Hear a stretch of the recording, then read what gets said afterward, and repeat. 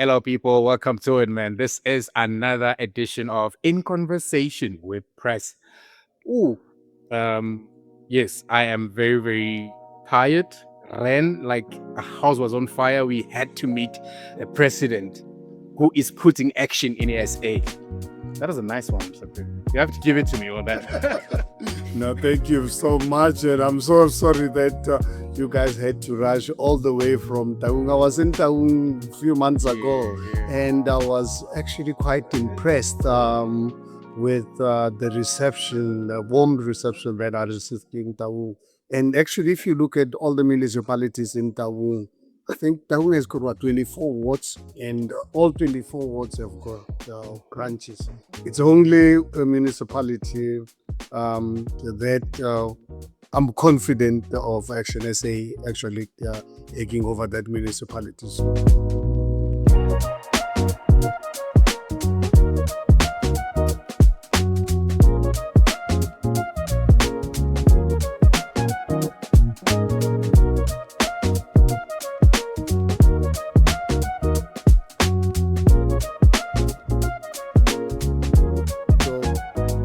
Talking to the right people, You're talking to the Taungs. people. Yes, Yes. absolutely. I Now- think our team is doing a great job, and we're going to do everything possible to assist them because we know for the success does not happen by chance. It happens when you work hard. Now, I love that. I love that. Especially in Taung, we need, I for one, need rescuing. Because I was saying the last time, Mr. President, that nothing works in Taung. But I just wanted to prove a point before we begin. And thank you very much for allowing us the space to even have a conversation with you today. For somebody who started a business, or for somebody who started a business from 30,000 Rand off a low, from somebody who sold their business, Black Like Me was the business that you started. We sort of could be surprised that the whole mindset shifted from the president. You shifted into politics. What was the main reason for that? Well, it was actually seeing my country collapsing literally every minute or every hour. And I felt at the time by 2015 that I was honestly sick and tired of sitting around with experts. You go and play golf or you meet people in business or whatever. Everyone is an expert, but people not really prepared to throw their head in the ring to save this country. Because one thing South Africans are missing is that we live in a democratic dispensation. We have the opportunity to decide who becomes our ward councillor. We have the opportunity to decide who becomes our mayor. We have the opportunity to decide who becomes our president. It is us. But then, unfortunately, I see more and more of our people, particularly Black people, are actually divorcing themselves from having interest in politics because they were disappointed by the ANC. The ANC is not the end and the beginning. No, ANC was a vehicle to transform the lives of Black people. And let us be honest about this. ANC has betrayed us, and it's our responsibility for future generations to try something new. This is correct reason I decided to enter politics. At the time, when the DA approached me in 2015 to be the mayoral candidate, I never thought one day I'll find myself as in politics because I had no idea what the mayor does. But I could afford to leave the country and go and live anywhere in the world and not to work. But I felt that no, if you do that, God will be after. Honestly, God will punish me. And I felt obliged to throw my head in the ring and see if one can rescue this country from the ANC. And as I said, I tried through the DA only to find that it's a political party. They thought I would be there to protect the old way of life, the privileges that some people enjoyed during apartheid. And I said, no. I have a constitutional obligation as the mayor of the city of Johannesburg to provide services to all. I joined politics because I live in Sandton, and across the freeway it's Alexander. Look at how people of Alexander live. And I went into politics to bring dignity to people of Alexander. My family in Soweto, my family in Amaskral, where I was born and raised. I wasn't in politics to go and serve certain interest. I was there to serve all South Africans. And unfortunately, ended up to resign when, I came across secret meetings led by Helen Zille with the ANC to remove me through a motion of no confidence. And because I'm not a pusher, so I decided, let me resign. But then, God has always had a plan for me. South Africans honestly forced me to coerce me in starting my own political party. And at the time, I said, my goodness, what is being tested? I mean, I started business at the age of 22, not coming from business. With the loss of the country, said you're a black man, you can't go into business. I went into business and I succeeded, more than succeeded, and became the mayor of the city of Johannesburg. I turned that city around in the 3 years I was the mayor. And now all of a sudden I'm expected to start a political party. But 29th of August 2019, right in the middle of COVID, because when ActionSA was launched, here we are, very proud of our achievements.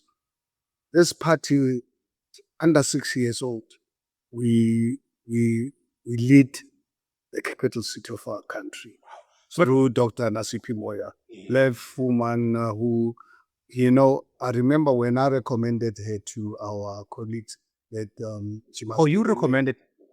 No, actually, before speaking to the leadership of the party, because by that time, our team in Tshwane were really having problems with the leadership of Celia Brink, because after the 2021 local government elections, we gave our votes to the DA, thinking that they will do the right things. Unfortunately, they continued with their corruption, they continued with their mismanagement, but more importantly, they were literally refusing to provide services to black communities. Haramkua Mabopane, Amanskral, where I was born. That's why I then said no. And the team in Tshwane were complaining to me every time when I had meetings with them. So before even actually approaching the leadership of the party, I spoke to Nasip. I said, Nasip, honestly, here we are people who listen. Our our teams in Tshwane are not happy with us supporting the DA, because the DA is actually failing like we go. So I spoke to her. I said, Nasipi, I'm going to approach Senate that we remove Segebri, but I recommend you to be the mayor. I took her by surprise. And by that time, I knew technical abilities. I did not really know that she was such an outstanding, courageous leader.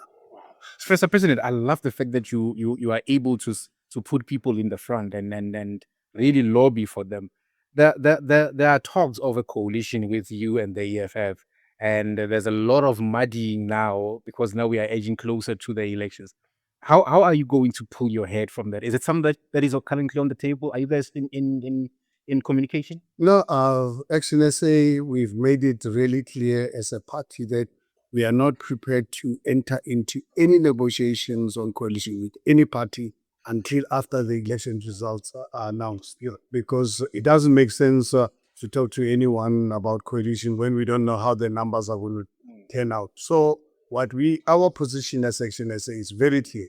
We will only talk to political parties after the elections as and when our numbers are needed. We've only put in 3 non-negotiable conditions. The first one is that when Herman Mashaba gets involved in corruption, don't cover for me, because Herman Mashaba will never cover for you. So corruption is public gaining now.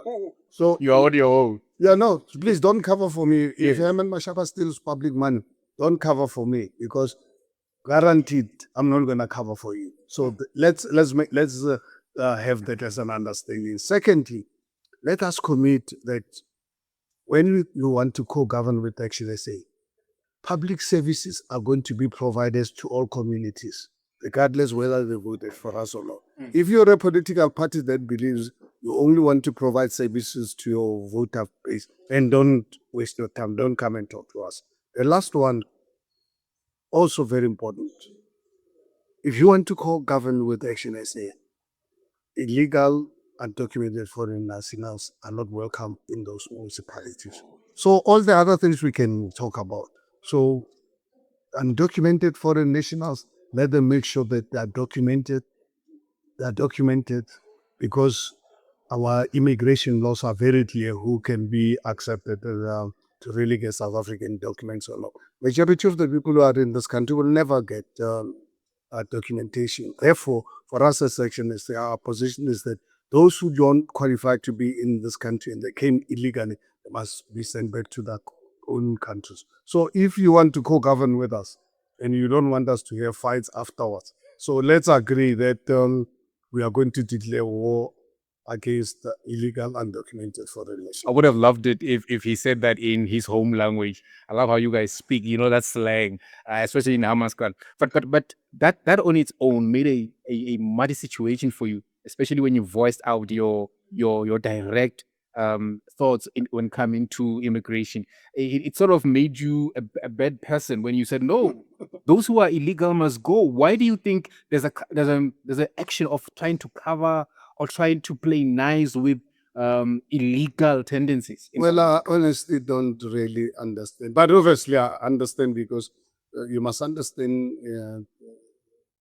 a lot of people benefit out of this illegality and this chaos. Employers, so because then they can uh, employ foreign nationals because they know they don't have the rights and they can exploit us, them like they used to exploit our people during apartheid. Remember, apartheid gave employers the right to exploit us as black people. We come from the days of slavery. So, right now, obviously, because South Africans know their rights, that's why some companies today prefer to employ people with no rights. So, and that's something that actually our position, my position, actually even to protect these people from exploitation. And some of them, unfortunately, they are funded by international drug syndicates. If you look at the drug pushers, they are funded by big money, heavily funded by big drug syndicates. So there's a lot of money involved in drug uh, the dealings. So, but it's not something that I'm prepared to accept because drugs, they don't just kill our youth, they destroy our families. And those are things that unfortunately, I think, for me as a South African, I don't want to be apologetic to anyone.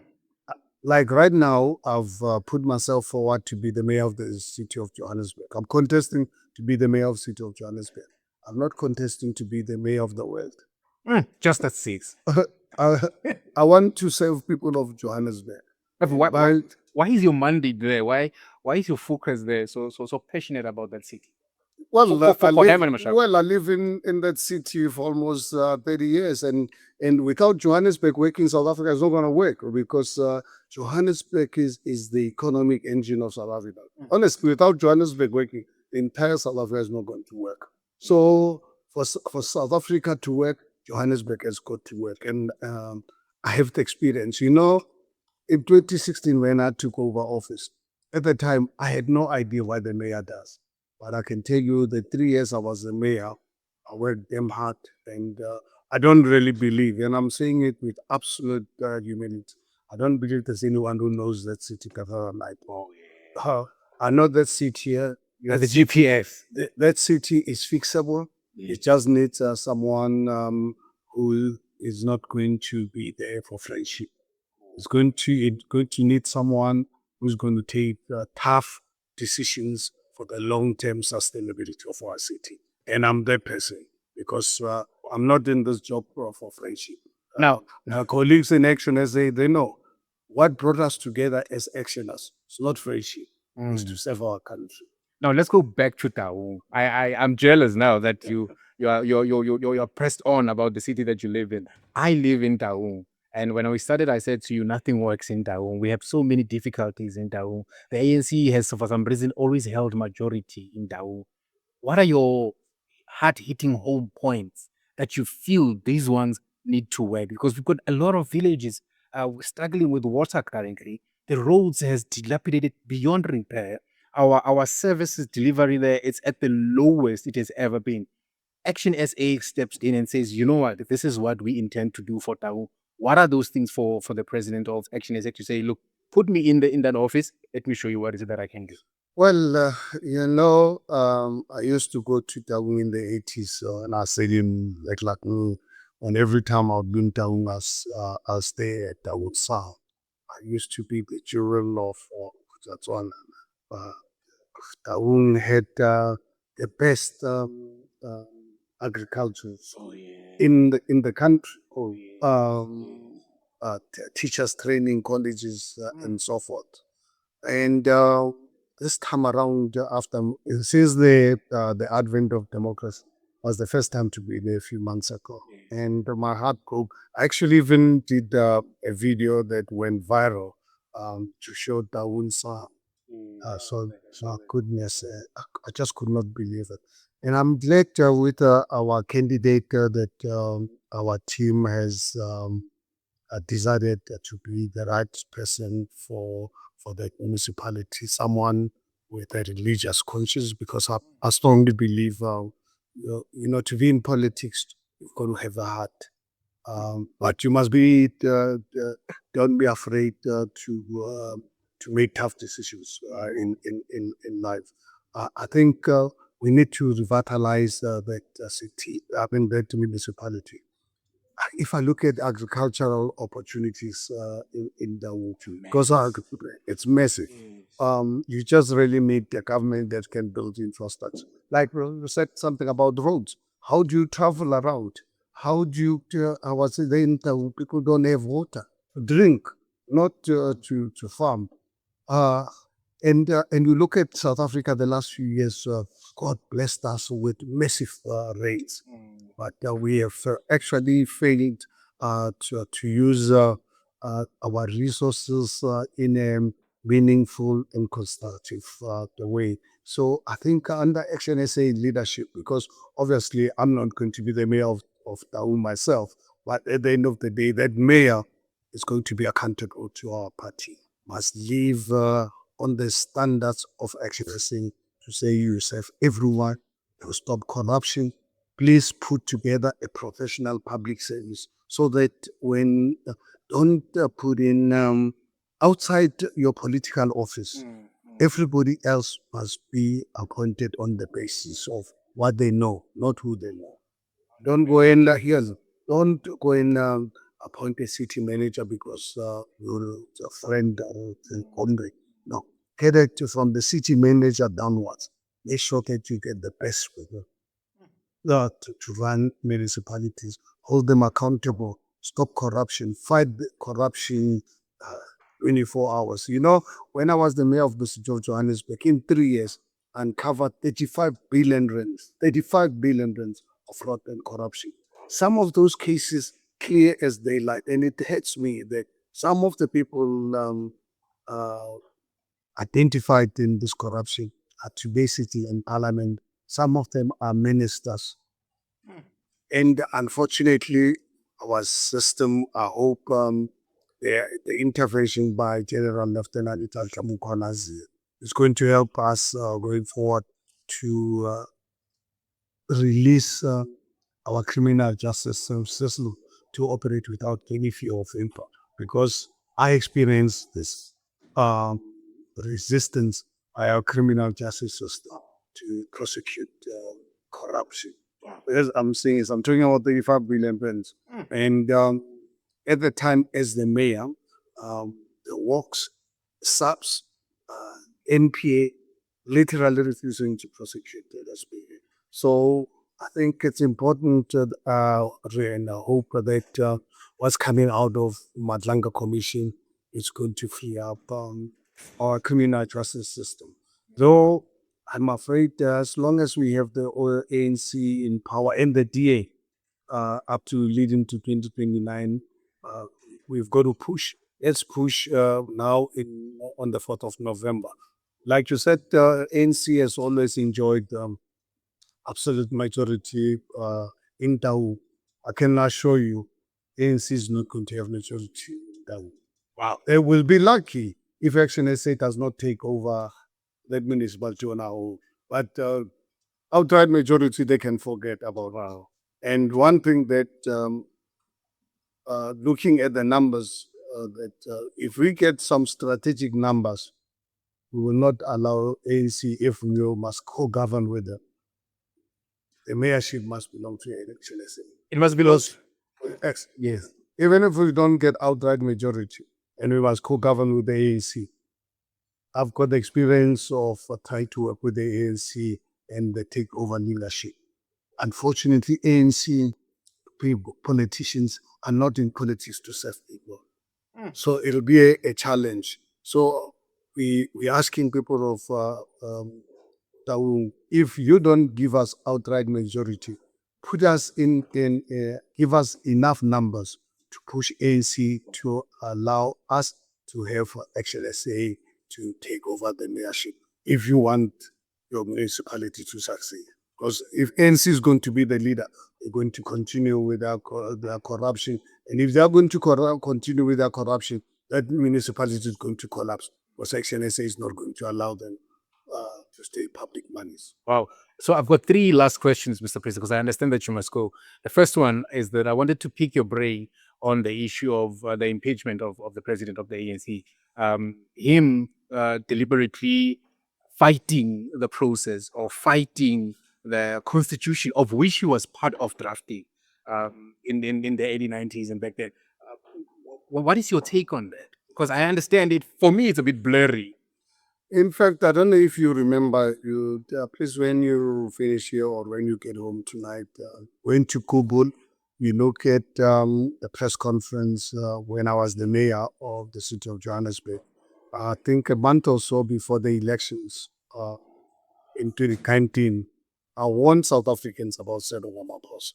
I said, South Africans, if you, we had a press, it was a DA conference, and I was invited and I was given a chance to speak because I was the mayor of the city. At the constitutional year, I warned South Africans, I said, if you elect this man into power, I'm telling you, 18 to 24 months' time, you're going to be asking for Jacob Zuma to come back. Oh.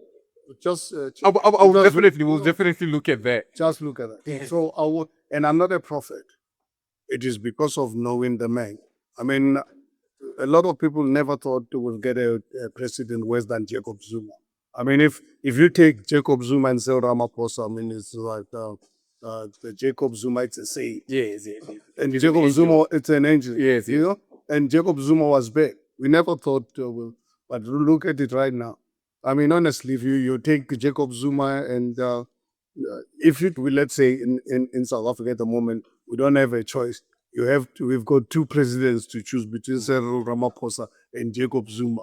I'm telling you, I'll go for Jacob Zuma. In fact, and Jacob Zuma is bad. He's not the finance minister, okay? No. I'm saying is if you don't have a choice. Yes. And some people thought at the time that Cyril Ramaphosa will be better. He's a man dealing in foreign currency, in dollars, made our country to be a joke of the world. The president is stacking money in sofas and mattresses.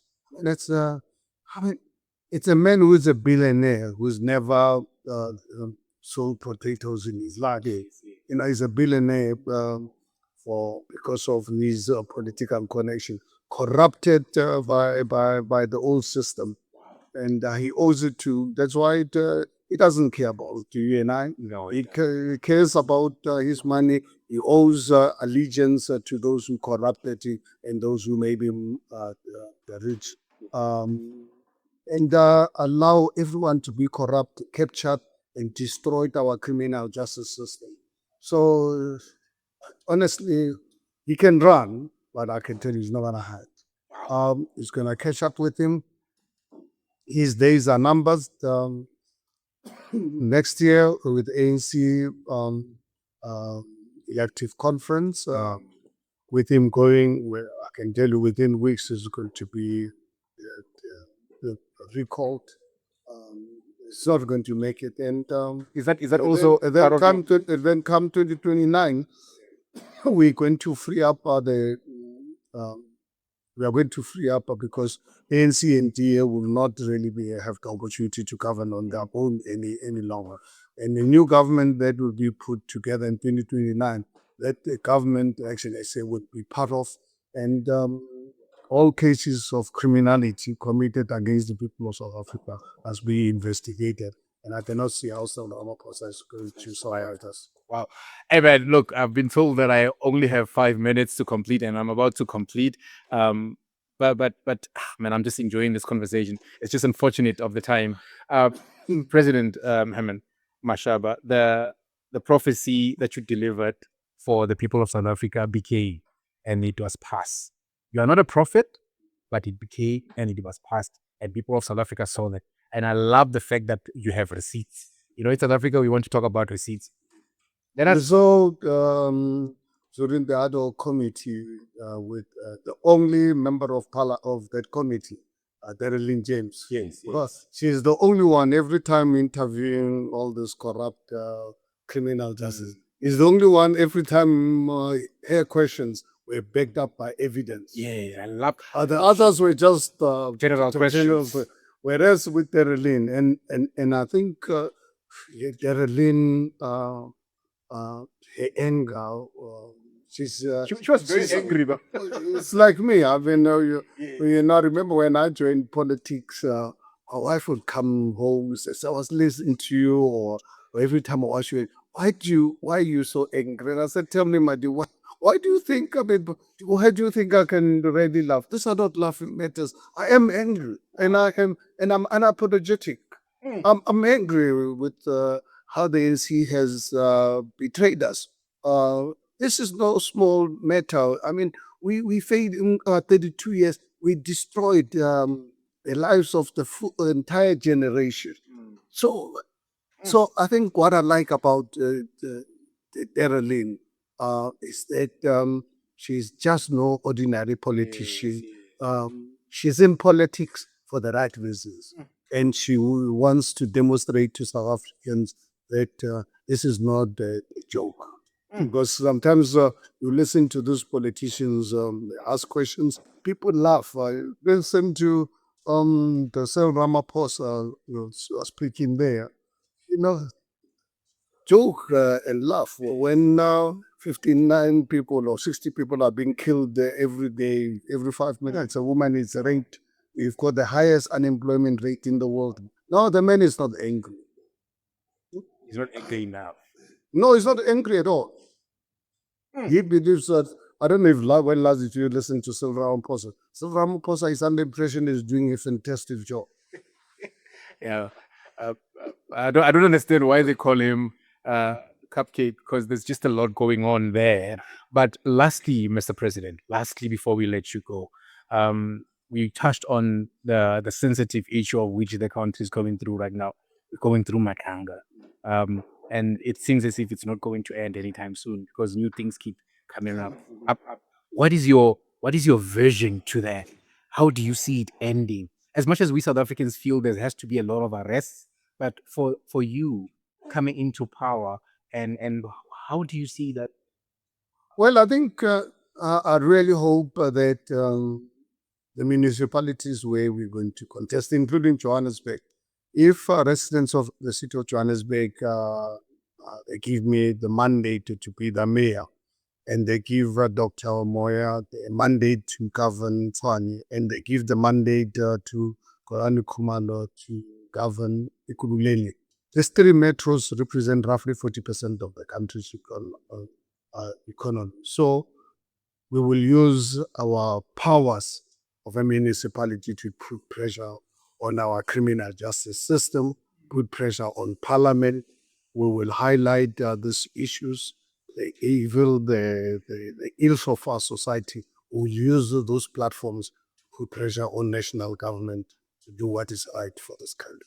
How many seats are you looking for in parliament for you to say this is mine? How many seats? Well, at the moment we have 6, but how the 6 is boxing. When we deployed them, we said, guys, with 6 of you go and box as 60. I'm sure no South African can doubt that ActionSA it's one political party that really box way above their weight. Yeah, You look at yesterday, we introduced another private members bill to do with this misinformation of information lobby. People channel their propaganda and misinformation through these lobby groups. So we've introduced that bill. It's all over the news that today. Our caucus leader, Arthur Trolip and Lerato Ngobeni were there. And if you look at the number of bills that we've introduced, 6 members. You look at what they really, all of that, all 6 of them, they box like they're 60 because unfortunately MK with the numbers 10 times ours every day they change their members of parliament like I'm changing my underwears. So I knew that was coming. That was supposed to be a part that was coming. no, and that's It's the truth. One of our biggest fears as ActionSA, if MK is going to continue performing as well as they did with the general elections. You can imagine if you have to co-govern with MK. I mean, someone will be an MMC today. Then following day, they've removed them. Before he even saw in, they've already removed him, put him another one. So that is one of our biggest fears that, governing with co-governing with MK is going to be very difficult because they themselves are not stable. And coalitions by nature all over the world are in unstable anymore. Now you can imagine you co-govern with MK. I'm telling you, with MK, you will be co-governing with someone. Before that person is installed as MMC, they would already removed there.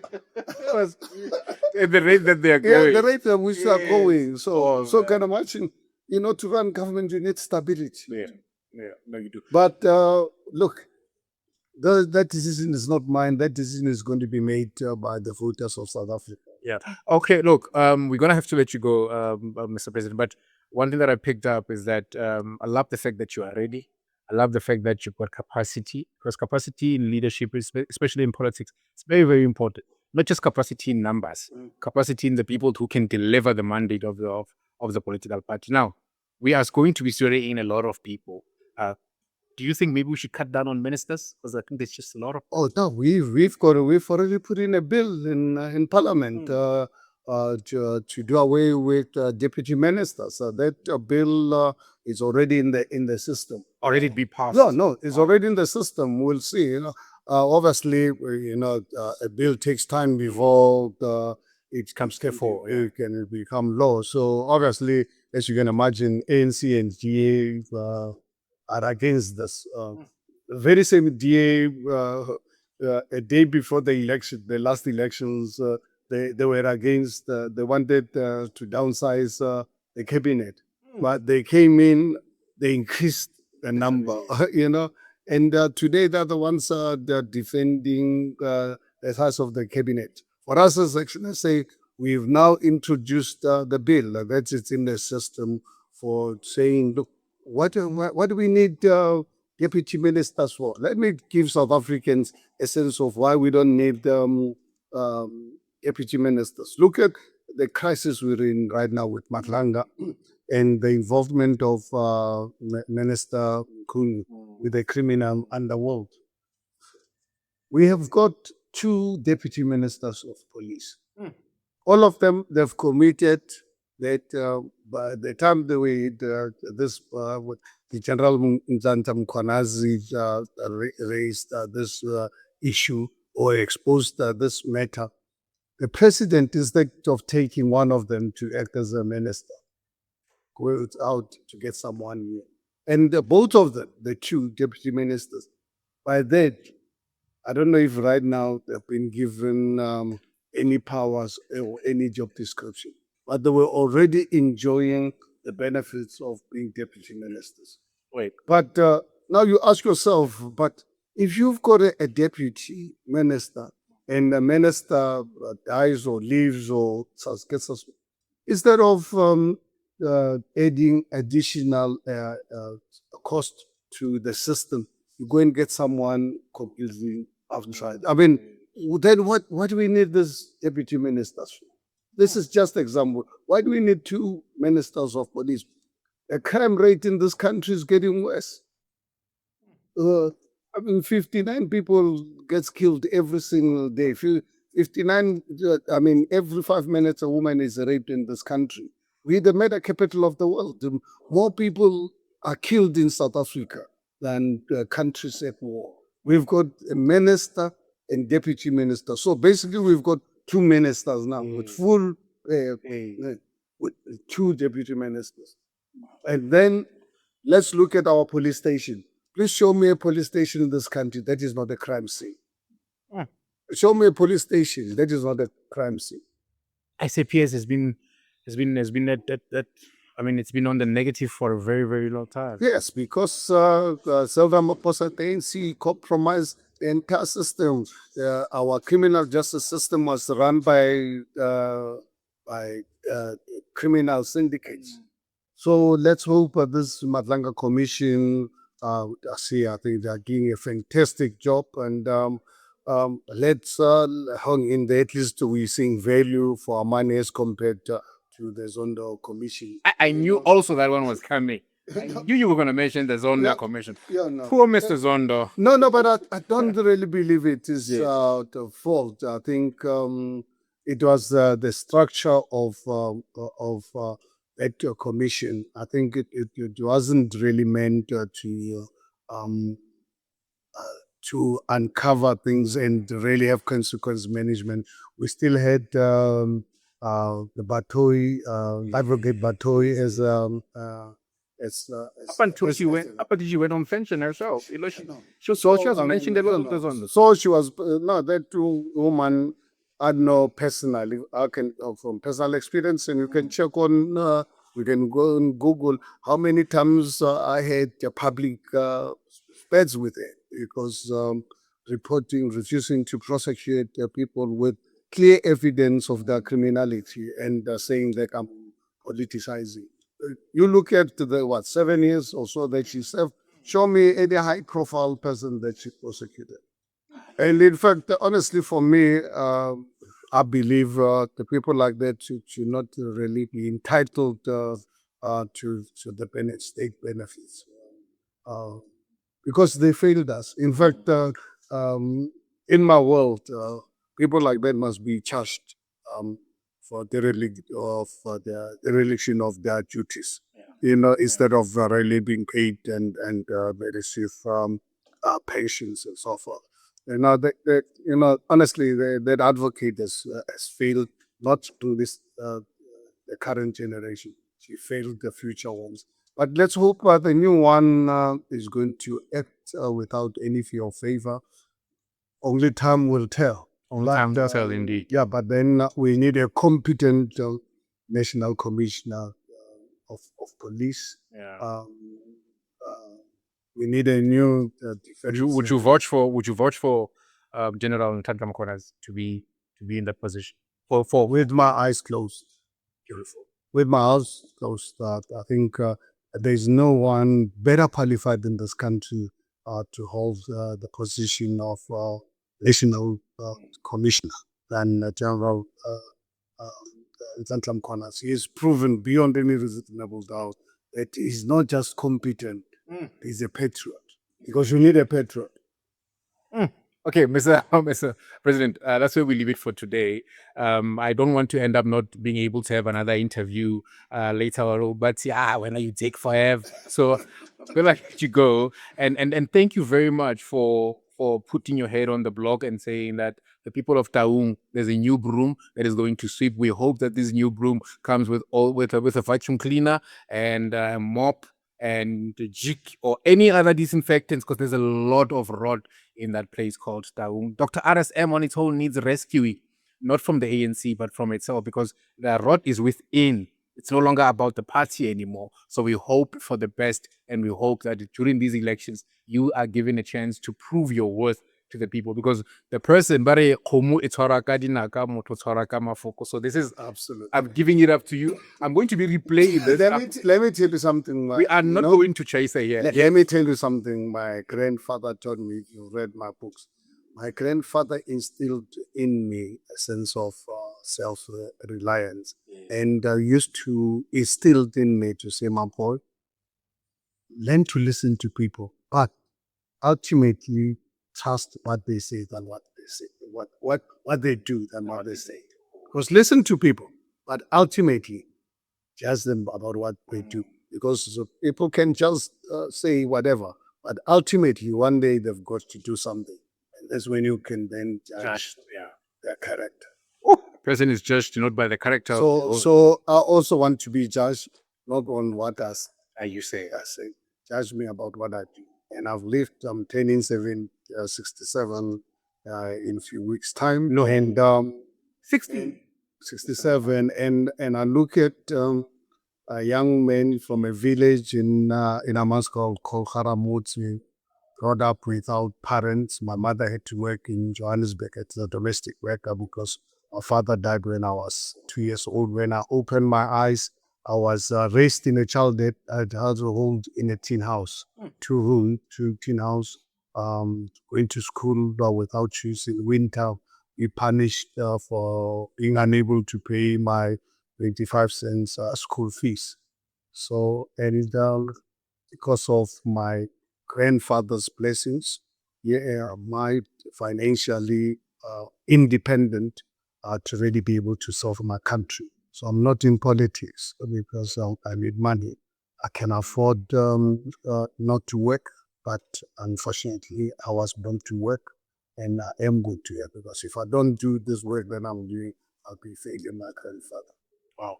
Man, I love the fact that you were brought up, you started your business from little money, which you ended up selling and coming into... back. You bought it back? Shapa. Wow. You sold it and you're like, I want it back. Well, no, what happened is 17th of November 1993, someone touched my factory. I had a 6,000 square meter factory in Mabopane, employing over 200 people. One evening, 17th of November, someone touched that factory.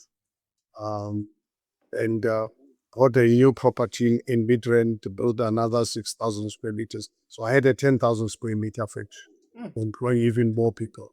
But then with the new South Africa developing and so forth, the challenges, is when I sold 75% of the business to Colgate Palmolive, international organization, to help me to take this brand international. But my business refused to be part of this big Conglomerate, yes. And I had an opportunity to buy it back in 2 years later. And 2005, I sold 49% of the business to my current partners. My wife and my daughter looking after my interest. Wow. I'm sitting here amazed, the fact that we place Ramaphosa thinking that he's a billionaire, he's going to know business and he's going to bring a lot of business. But I'm referring now, speaking to somebody who started a business and employed a lot of people. No, let me tell you something. I don't know if you were here when I was addressing people. Something that people don't know about me. When I turned 30 in this country, that's something that I want South Africans to know. When I turned 30 years, in 1990, during PW Botha, before Nelson Mandela and the ANC were invented, I already had a factory in Mabopane, 6,000 square meters. Spent a fortune on it. I did not owe anyone for it. Using state-of-the-art German technology because I couldn't meet the demand. So, employing over 200 people from around the Mabopane, Haramkua, and so forth. But we know who built this factory? My own construction company. But then I'd already started a construction company. I stood like nice. Okay. It's going to be nice. Let me tell you something. In Mabopane, you can ask people of Mabopane. Walter Dube, the guy who gave me the loan to start lecture with 30,000 rent, at a small shopping center. But then the 1990, I had a I had a butcher in this shopping center called Benny's Meat Market. Was the busiest butcher in Mabopan. We just started. In Temba, in Amanskraal, there was a business called Norman Service Center, servicing vehicles, uh, government, police, or the taxi industry servicing their vehicles, called Norman Service Center, selling new tires, Instagram, called Norman Service Center. I started that business with Norman like that. It was my idea to say, Norman, this Norman used to be, we became friends, and he was a lecturer at the technical college in Temba. So weekends I'll be with him, and people used to come to him to fix their vehicles. And I had money. I said, Norman, why don't we start our businesses? No, I don't have money. I said, no, when we work out a business plan, let's start. Wow. Hey, look, So all this people don't really know. When at 10:30 during apartheid, when we used to live under state of emergency, and this is the man who, when he woke up in this world to see himself, was living in a two-room house. So he looked after by my sisters. wow. So you very well understand the living conditions of the people of Tau who are still struggling with those basic needs. So I guess it's going to be a strong talking point for you going into Dr. RSM and going into Tau. It's going to be one of the things that you need to attend to because there's a lot of fixing that still needs to be done in Tau. But Mr. President, thank you very much for allowing us your time to have a discussion. And we hope and pray that what we are seeing now with the current dispensation becomes a thing of the past because uh, people have lost hope, like you've said, politics, especially young people like myself. We don't see anybody coming for us. We hope and pray that your intentions are clear and your intentions are pure for the people of Tau, not just Tau, but South Africa as a whole. Thank you very much. Really appreciate this opportunity, and I hope we can have further engagements in the future. No, I think we do because we need to discuss how the Black Like Me was started and what is the ingredient so that we can also